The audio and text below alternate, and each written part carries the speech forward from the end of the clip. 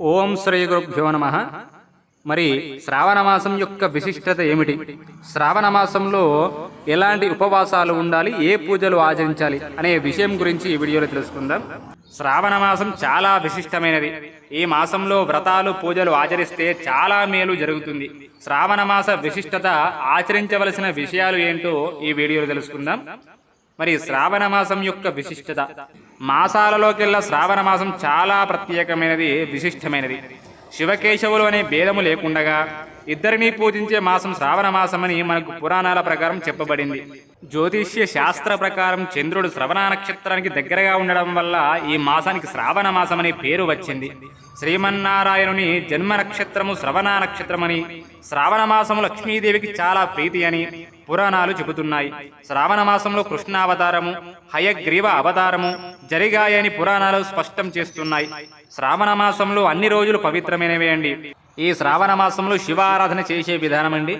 మన పురాణాల ప్రకారం దేవతలు సముద్ర మథనాన్ని ప్రారంభించినటువంటి మాసం శ్రావణ మాసం. ఈ శ్రావణ మాసంలో పాల సముద్రాన్ని దేవతలందరూ చిలుకుతున్నప్పుడు హాలాహలము బయటకు వచ్చిందని, ఈ విషం సృష్టి నాశనానికి కారణమవుతుందని గ్రహించి దేవతలు శివుడిని ప్రార్థించగా అప్పుడు శివుడు గౌరీదేవిని చూసెను. ఆ గౌరీదేవి తన మాంగళ్య బలంపై నమ్మకంతో ఈశ్వరునితో, ఈ సృష్టి దేవతలు అందరూ మన సంతానమే, వారిని రక్షించడం మన బాధ్యత అని చెప్పి శివుణ్ణి ఆ గరళాన్ని స్వీకరించాలని కోరెను. అప్పుడు శివుడు శ్రావణ మాసంలో విషాన్ని గరళమునందు పెట్టుకుని లోకాన్ని రక్షించినందుకు గాను శ్రావణ మాసం చాలా ప్రత్యేకమైనదిగా భావిస్తుంటారు మన పూర్వీకులు. శ్రావణ మాసంలో సోమవారాలు భారతదేశంలో ఉన్న హైందవులందరూ భక్తి శ్రద్ధలతో శ్రావణ మాసమంతా ఈశ్వరారాధన చేస్తూ ఉంటారు. కాబట్టి శ్రావణ సోమవారాలు ఎవరైతే శివారాధన చేస్తారో, ఆ శివుడికి పంచామృతాలతో అభిషేకం చేస్తారో వారికి శివానుగ్రహం తప్పకుండా కలుగుతుందని మన బ్రాహ్మణులు, అలాగే మన పురాణాలు కూడా తెలుపుతున్నాయి. కాబట్టి భక్తజనులందరూ కూడా తప్పకుండా శివారాధన ఆచరించండి శ్రావణ మాసంలో. మంగళగౌరి వ్రతం ఎందుకు చేయాలి అనే విషయం గురించి ఇప్పుడు తెలుసుకుందాం. అమ్మవారి మాంగళ్య బలంతో శివుడు ఈ పని చేశాడు కాబట్టి శ్రావణ మాసంలో మంగళవారాలు మంగళగౌరి వ్రతాన్ని ఆచరిస్తారు భక్తజనులు. మీ యొక్క జాతకంలో కుజ దోషము, కాలసర్ప దోషము, రాహు కేతువుల దోషాలు, ఎలాంటి దోషాలు ఉన్నా ఆ దోషాలున్న వారు మంగళగౌరి వ్రతాన్ని ఆచరిస్తే వారి దోష నివృత్తి అవుతుందని, అలాగే వివాహం కాని వారికి వివాహ యోగ్యం కలుగుతుందని, సంతానం లేని వారికి సంతానం జరుగుతుందని మన బ్రాహ్మణులు చెబుతున్నారు. అలాగే మంగళగౌరి వ్రతం గురించి నారద మహర్షి సావిత్రిదేవికి చెప్పినట్లుగా, అంతేకాకుండా శ్రీకృష్ణుడు ద్రౌపదికి చెప్పినట్లుగా పురాణాలలో ఉంది. కాబట్టి తప్పకుండా ఆచరించండి అందరూ కూడా. మహావిష్ణువు పూజ. మరి శ్రావణ మాసంలో బుధవారాలు మహావిష్ణువును పూజించడం విశేషం. శ్రావణ బుధవారాలు పాండురంగ విఠలుడు అని చాలా విశేషంగా ప్రత్యేకంగా పూజిస్తారు హైందవులు.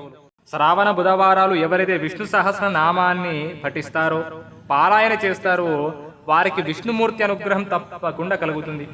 కాబట్టి బుధవారాలలో విష్ణువుకి ఉపవాసం ఉండేవారు పూజా విధానాన్ని, ఉపవాసాలు ఆచరించవలసిందే కోరుచున్నామండి. మరి ఆ తదుపరి వరలక్ష్మి వ్రతం యొక్క విశిష్టత ఏంటో తెలుసుకుందాం. శ్రావణ శుక్రవారాలు వరలక్ష్మి వ్రతాన్ని ఆచరించాలి. మన పురాణాల ప్రకారం అష్టలక్ష్ములు ఉన్నారు. అష్టలక్ష్ములలో ఒకరైన వరలక్ష్మిని పూజిస్తే అష్టలక్ష్ములను పూజించినట్లే అని శాస్త్రాలు తెలియజేశాయి.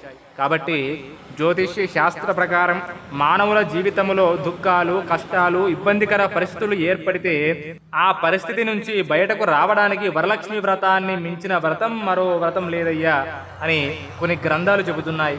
అలాగే వరలక్ష్మి వ్రతం గురించి స్కంద పురాణం ప్రకారం ఒకానొక సమయంలో పార్వతీదేవి శివుడిని ఒక ప్రశ్న అడిగిందట. లోకాల్లో స్త్రీలు సకల ఐశ్వర్యాలను, పుత్ర పౌత్రాదులను పొందేటటువంటి ఏదైనా వ్రతం ఉంటే తెలియజెప్పండి అయ్యా స్వామి అని చెప్పేసి పార్వతీదేవి అడుగుతున్నది పరమేశ్వరుని. అప్పుడు పరమేశ్వరుడు వరలక్ష్మి వ్రతం గురించి స్కంద పురాణంలో చెబుతున్నారు ఈ విధంగా. ఈ వరలక్ష్మి వ్రతాన్ని శ్రావణ పౌర్ణమికి ముందు వచ్చే శుక్రవారం నాడు ఆచరించడం చాలా ఉత్తమమని చెప్పాడు. అదేవిధంగా చారుమతీదేవి కథ ప్రకారము ఒకనాడు లక్ష్మీదేవి చారుమతికి కలలో కనబడి, శ్రావణ పౌర్ణమికి ముందు వచ్చే శుక్రవారము నన్ను ఆరాధిస్తే కోరిన వరాలు ఇస్తానని లక్ష్మీదేవి చెప్పినట్టుగా మనకు పురాణాలు చెబుతున్నాయి. ఇలా శ్రావణ పౌర్ణమికి ముందు వచ్చే శుక్రవారము వరలక్ష్మీదేవిని ఆరాధించడం వలన, చారుమతీదేవి సమస్త సిరి సంపదలను అందుకోవడం వలన వరలక్ష్మి వ్రతాన్ని శ్రావణ పౌర్ణమికి ముందు వచ్చే శుక్రవారము చేయడం ఆచారంగా వస్తుంది.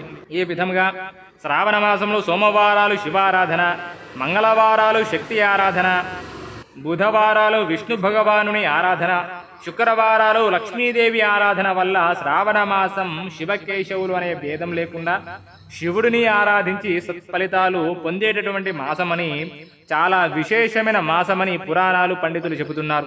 కావున ఉపవాసాలు పూజలు ఆచరించేవారు మంచి సంకల్పంతో సాంప్రదాయ దుస్తులు ధరించి శ్రావణ మాసంలో ఈ పూజా విధానాలని అలాగే ఉపవాసాలని ఆచరించడం వలన శివకేశవుల అనుగ్రహం అలాగే సర్వదేవతల అనుగ్రహం సంపూర్ణంగా లభిస్తుంది. కాబట్టి తప్పకుండా ఆచరించండి. లక్ష్మీదేవి అనుగ్రహాన్ని పొందండి. సర్వే జన సుఖినో భవంతు.